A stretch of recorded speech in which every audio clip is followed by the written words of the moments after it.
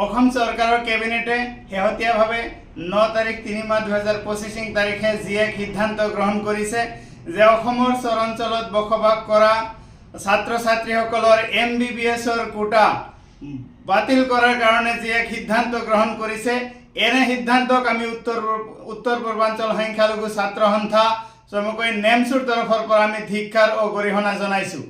যি সময়ত মুখ্যমন্ত্ৰী ডাঙৰীয়া তথা বিজেপি চৰকাৰে দম্ভালি মাৰি কৈ থাকে অসমৰ সংখ্যালঘু অঞ্চলৰ কথা, অসমৰ চৰাঞ্চলৰ কথা, যে অসমৰ সংখ্যালঘুসকল ডক্টৰ ইঞ্জিনিয়াৰ হ'ব লাগে, মূল্য বনাব নালাগে, আৰু সেই সময়ত মুখ্যমন্ত্ৰী ডাঙৰীয়া আৰু বিজেপি চৰকাৰে MBBSৰ এই সামান্যতম 4টা কোটা বাতিল কৰি দি যিয়ে চৰম সাম্প্ৰদায়িকতাৰ নিদৰ্শন দেখুৱালে। এনে কৰি অসমৰ চৰাঞ্চল তথা পিছপৰা অঞ্চলৰ লগত চৰম অন্যায় কৰিছে অসমৰ বিজেপি চৰকাৰে। গতিকে আমি উত্তৰ পূৰ্বাঞ্চল সংখ্যালঘু ছাত্ৰ সন্থা নেমছুৱে আমি চৰকাৰক আমি দাবী জনাইছোঁ, চৰকাৰক আমি আহ্বান জনাওঁ যে এই সিদ্ধান্তক পুনৰ বিবেচনা কৰক আৰু 4খন আসনৰ পৰিৱৰ্তে 20খন আসন চৰাঞ্চলৰ ছাত্ৰ ছাত্ৰীসকলৰ কাৰণে আপোনালোকে সংৰক্ষণ কৰাৰ ব্যৱস্থা কৰক। আপুনি অসমৰ মুখ্যমন্ত্ৰী, চৰাঞ্চলৰ মুখ্যমন্ত্ৰী, চহৰ অঞ্চলৰ মুখ্যমন্ত্ৰী আপুনি। গতিকে অকল চহৰ অঞ্চলক আগুৱাই লৈ যাব, চহৰ অঞ্চলক পিছ পেলাই ৰাখিব, তেনেকুৱা আপুনি কৰিব নাপায়।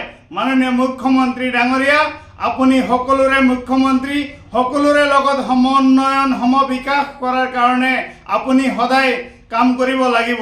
আপুনি মুখ্যমন্ত্ৰীৰ যি মৰ্যাদা হে আপুনি ৰক্ষা কৰিব লাগিব। আপুনি পাহৰি যাব নালাগে যে আপুনি সেই চহৰৰ মুখ্যমন্ত্ৰী নহয়, আপুনি অকল টাউনৰ মুখ্যমন্ত্ৰী। যদি এনেকুৱা আপুনি ভাবিছে তেনেহ'লে চৰম অন্যায়।